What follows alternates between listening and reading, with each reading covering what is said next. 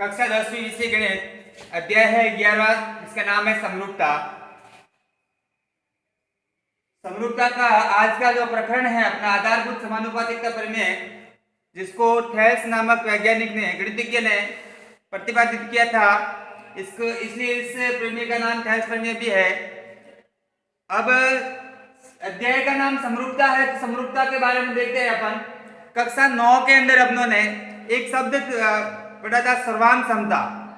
सर्वांग समता का मतलब होता है ऐसी आकृतियां जिनके आकार एवं माप यानी दोनों एक जैसे हो, जिनके आकार और माप दोनों समान हो, उनको सर्वांग सम आकृतियां कहते हैं। और उस सर्वांग सम के इस गुण को अपन सर्वांग समता कहते हैं। लेकिन समरूपता में क्या होता है? समरूप क्या होता है? तो सबसे पहले समरूप आकृतियां क्या होती है? समरूप आकृतियां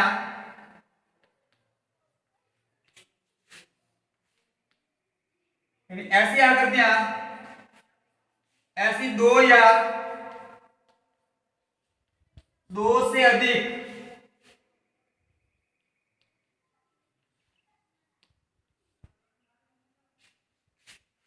आकृतियां जिनके आकार समान हो,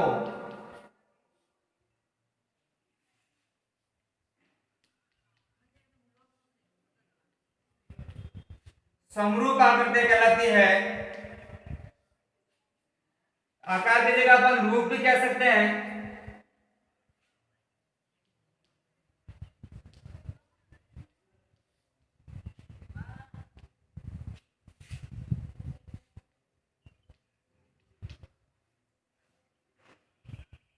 मेरे कहने का मतलब ये है, यानी ऐसी दो आकृति जिनके रूप समान हो, आकार समान हो, आप माप नहीं, यानी माप अलग अलग हो सकते हैं, माप के अनुपात में हो सकता है, लेकिन उसके आकार हैं वो समान होंगे। जैसे अपन मैं बना रहा हूं, एक वर्ग होता है, वो सभी वर्गों की जो भुजाएं होती है, चारों भुजाएं समान होती है। तो इसके जो ये एक वर्ग है, इसका नाम दीजिए ए बी सी डी। दूसरा वर्ग ये पी क्यू आर एस, यानी इसके जो माप है, ये माप और ये माप अलग अलग है। इमेजिन दैट ये माप 3 का है, ये सॉरी 2 का है, तो ये माप 3 सेंटीमीटर का है। लेकिन ये 2 का है, तो इसकी ये भुजा 2 होगी, ये भी भुजा 2 होगी, ये भी भुजा 2 सेंटीमीटर होगी। ये भुजा अगर इसकी 3 सेंटीमीटर है, तो सब भुजा सारी भुजाएं जो चारों भुजा है, वो चारों भुजा 3-3 सेंटीमीटर की ही होगी। अब बात ये आती है, ये 2 सेंटीमीटर का है, ये 3 सेंटीमीटर का है, लेकिन इनके जो आकार है, इनकी भी चारों भुजाएं समान है, इसकी भी चारों भुजाएं समान है। यहाँ पर इसका संगत कोण है, जो इसके संगत कोण 90 डिग्री का एंगल बनता है, समकोण बनता है, सभी कोण समकोण है। यानी जब इनके आकार समान हो गए, तो ये दोनों जो वर्ग है आपस में समरूप हो गए। इसी प्रकार सभी वृत्त होते हैं।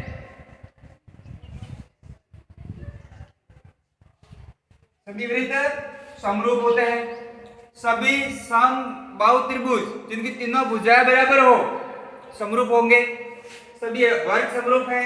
इस प्रकार जो आकृतियां हैं जिनके रूप समान है, उनको समरूप आकृतियां कहेंगे। दो आकृतियां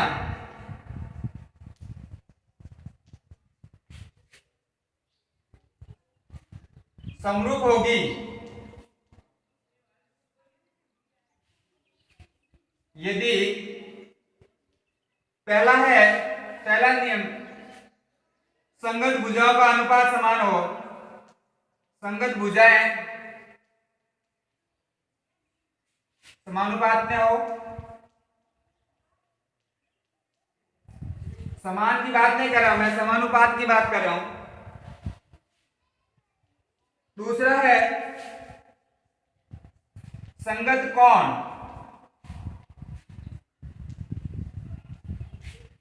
समान हो। संगत कोण हमेशा समान होते हैं, अनुपात में नहीं होते। यहाँ पर ये दोनों अंतर है, इनके कोण है, संगत कोण समान होंगे और संगत भुजाओं का जो अनुपात है वो समान होगा। इस प्रकार के जो आकृतियां होगी वो समरूप आकृतियां होगी। अब लेते हैं अपन आधारभूत अनुपातिकता प्रमेय, जिसको अपन थेल्स प्रमेय भी कहते हैं। इस प्रमेय के अनुसार यदि किसी एक त्रिभुज की एक भुजा के समांतर एक रेखा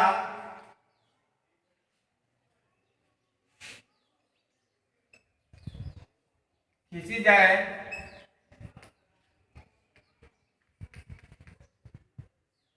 जो त्रिभुज की अन्य दोनों भुजाओं को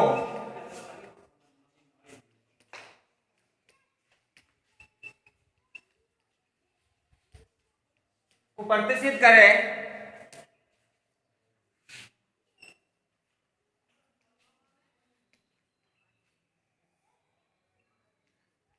तो वह रेखा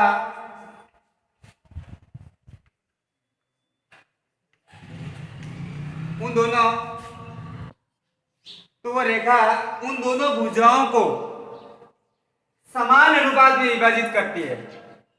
यानी किसी भी कोई भी एक त्रिभुज है, मैं इस प्रकार का त्रिभुज बनाता हूं कोई भी, जैसे मैंने त्रिभुज बना दिया ए बी सी है,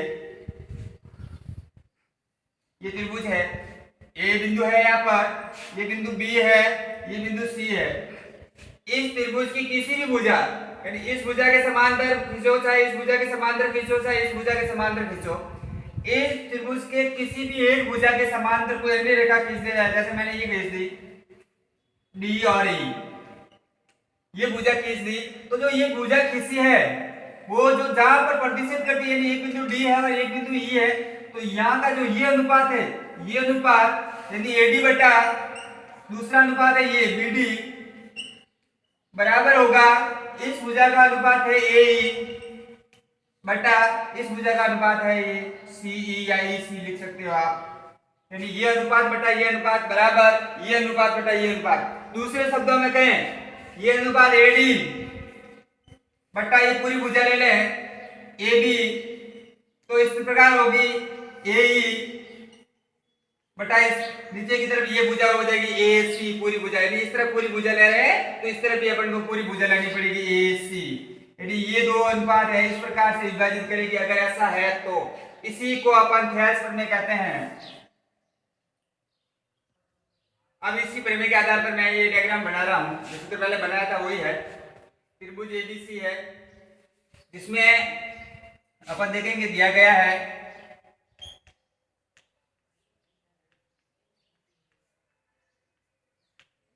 त्रिभुज ए बी सी में जो ये अपन डी खींची है वो बीसी के समांतर है, डी समांतर है बीसी के, ये समांतर का चिन्ह इस प्रकार से है, तो ये समांतर है बीसी के। अपने को सिद्ध करना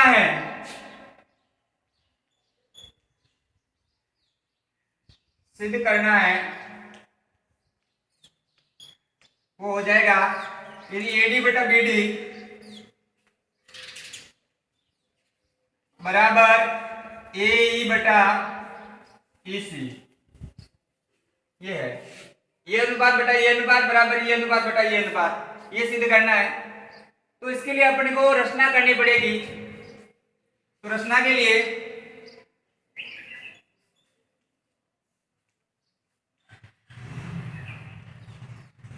देखते हैं अपन, मैं यहां से एक लंब ये डी है, डी से यहां पर एक लंब डाल रहा हूं एम, डी एम, ये इसका लंब हो गया। दूसरी तरफ इधर से ई एन लंब डालता हूं,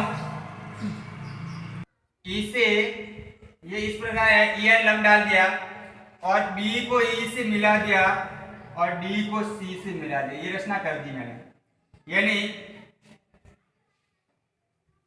डी एम लंब डाला है, डी एम लंब डाला है ए ई पर। दूसरी बात है ई एन लंब डाला है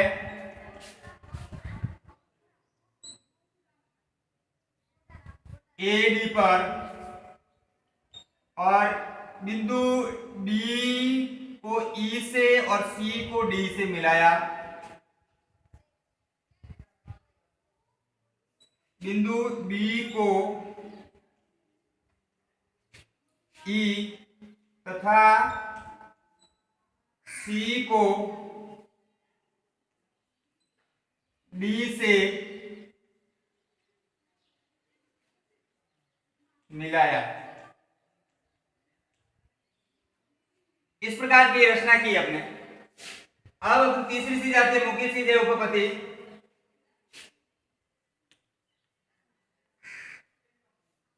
इसमें जो अपन सिद्ध करना चाहते हैं वो करेंगे। अभी क्या करना चाहते हैं, ये सिद्ध करना चाहते हैं AD बटा BD बराबर AE बटा EC, ये सिद्ध करना चाहते हैं। तो सबसे पहले इसमें देखते हैं अपन, ये जो त्रिभुज है ADE, ये त्रिभुज दो त्रिभुजों के संपर्क में है, एक है BDE और दूसरा है CDE। यानी ये त्रिभुज ADE है वो BDE इसके भी संपर्क में है, दूसरा है CDE इसके भी संपर्क में है। इनकी दोनों के जो ओबिडियंस रेखा एक ही मिल रही है, इनकी है। तो अब इनको दो प्रकार से अपन सिद्ध करेंगे। पहले ADE की तुलना इससे करेंगे, फिर ADE की तुलना इससे करेंगे, CDE इससे करेंगे। तो पहले लिखता हूं मैं त्रिभुज ADE। इससे पहले अपन छोटी कक्षा में पढ़ के आए हैं, एक त्रिभुज का जो क्षेत्रफल का सूत्र होता है वो होता है 1/2 इंटू आधार इंटू ऊंचाई। तो त्रिभुज एरिया ऑफ त्रिभुज इक्वल टू 1/2 इंटू आधार गुणा ऊंचाई, ये त्रिभुज के क्षेत्रफल का सूत्र होता है। तो अपन इसी आधार से, इसी क्षेत्रफल वाले आधार से इस अपन जो प्रमेय है इसको सिद्ध करने की कोशिश करेंगे। तो सबसे पहले मैं त्रिभुज ले रहा हूं, त्रिभुज ADE, त्रिभुज ADE तथा दूसरा त्रिभुज है BDE ले रहा हूं, BDE। इन दोनों त्रिभुजों का क्षेत्रफल ज्ञात करें अपन। तो एरिया ऑफ त्रिभुज ADE बटा एरिया ऑफ त्रिभुज BDE, दोनों के क्षेत्रफल ज्ञात करें। तो दोनों के क्षेत्रफल, एक बार जो ADE ले रहा है, ADE के संपर्क में ये ले रहे हैं, इससे पहले त्रिभुज ले रहे हैं, तो इसका आधार ये मानेंगे और उसे ये लंब जो डाला है अपने, ये लंब होगा। तो इसका 1/2 का 1/2 इंटू आधार, इसका जो आधार है वो हो जाएगा AD गुणा इसकी ऊंचाई। अब इस त्रिभुज की ऊंचाई है वो ये EN होगी,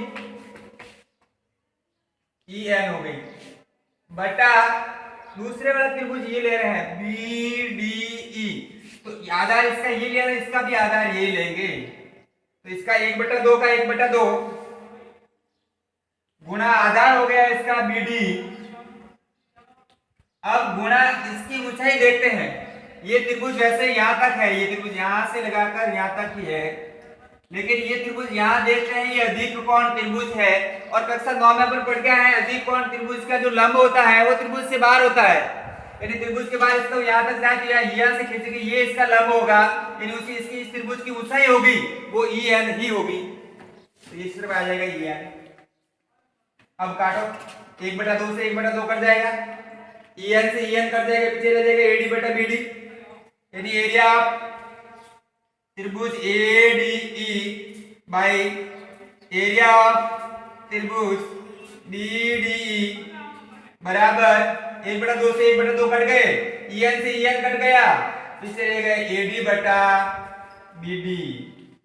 ये इसको बना दो समीकरण 1। इसी प्रकार दूसरी तरफ से देखते हैं अपन कि ये जो त्रिभुज है, ये जो त्रिभुज है दूसरा, ये ADE, ये त्रिभुज दूसरा त्रिभुज संपर्क में है, यदि CDE के भी संपर्क में है। तो पुनः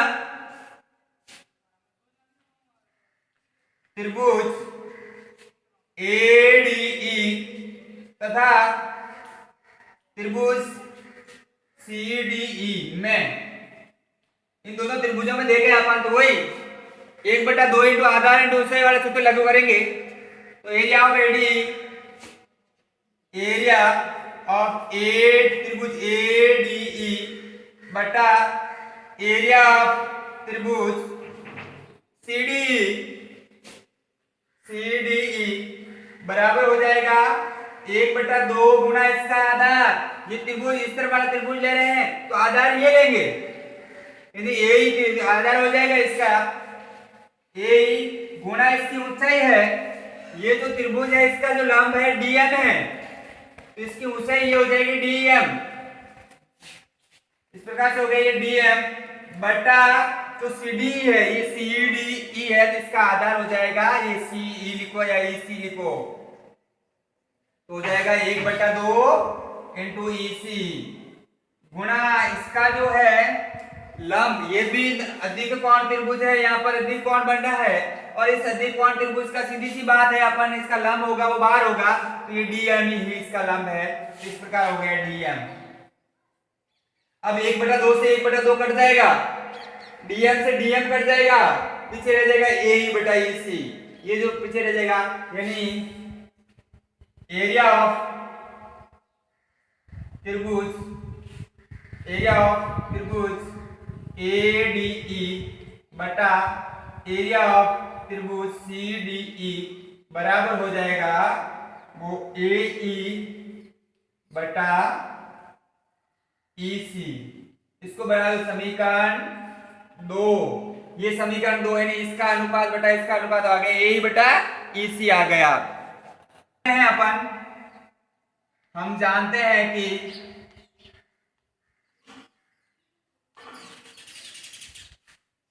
एक ही आधार और एक ही समांतर रेखा युग्म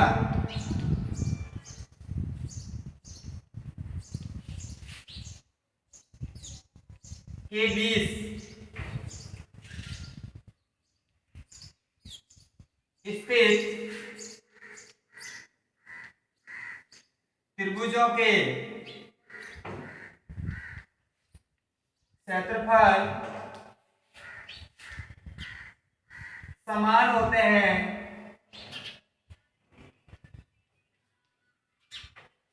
ये कक्षा 9 में बताया आपने, एक ही आधार और एक ही समांतर रेखा युग्म के बीच जो स्थित त्रिभुज होते हैं उस त्रिभुजों के क्षेत्रफल समान होते हैं। तो ये जो यहाँ पर बन रहा है ये त्रिभुज, एक त्रिभुज बन रहा है ये और एक त्रिभुज बन रहा है ये दोनों है। ये जो समांतर रेखा दिया हुआ है डी और बीसी इन दोनों के बीच और एक ही आधार यानी इसका भी एक उभयनिष्ठ है और इसकी भी एक भुजा उभयनिष्ठ है, यानी इन दोनों त्रिभुजों का क्षेत्रफल होगा वो बराबर होगा। तो अपन लिख सकते हैं अतः एरिया ऑफ त्रिभुज BDE equal to area of त्रिभुज CDE, यानी इन दोनों के त्रिभुजों के क्षेत्रफल होंगे वो बराबर होंगे। तो बराबर होंगे तो समीकरण 2 बना दो, 3 बना दो। अब अपने 3 समीकरण बने हैं, एक बना था इसका अनुपात इसके साथ, एक बना इसका अनुपात इसके साथ और अपन तीसरे समीकरण से कह रहे हैं इन दोनों के क्षेत्रफल बराबर होंगे और ये खुद है, खुद स्वयं हमेशा बराबर ही होता है। तो समीकरण 1 व 2 से, समीकरण 1, 2 व 3 से अपन को सिद्ध क्या होता है, पहले समीकरण में था एडी बटा बीडी, दूसरा समीकरण था ए बटा ईसी और तीसरा समीकरण है दोनों के क्षेत्रफल बराबर होंगे तो अपने लिख दिया बराबर। जो अपने को सिद्ध करना था यही सिद्ध करना था, इन दोनों अनुपात बराबर होंगे और सिद्ध हो गया। तो में लिखेंगे इति सिद्धम। ये अपना थेल्स प्रमेय है वो इस प्रकार सिद्ध हो गया। इस प्रमेय के आधारित माध्यमिक शिक्षा बोर्ड में 6 नंबर का प्रश्न आता है। ये तो ये प्रमेय हो जाएगा, ये इसके आधारित प्रश्न आता है, 6 नंबर का प्रश्न आता है। आज के लिए अभ्यास प्रश्न है आपके लिए, आधारभूत अनुपातिकता प्रमेय को समझाइए। यानी जो अभी प्रमेय समझा है अपनों ने, इस प्रमेय को वापस पुनः समझाना है आपको।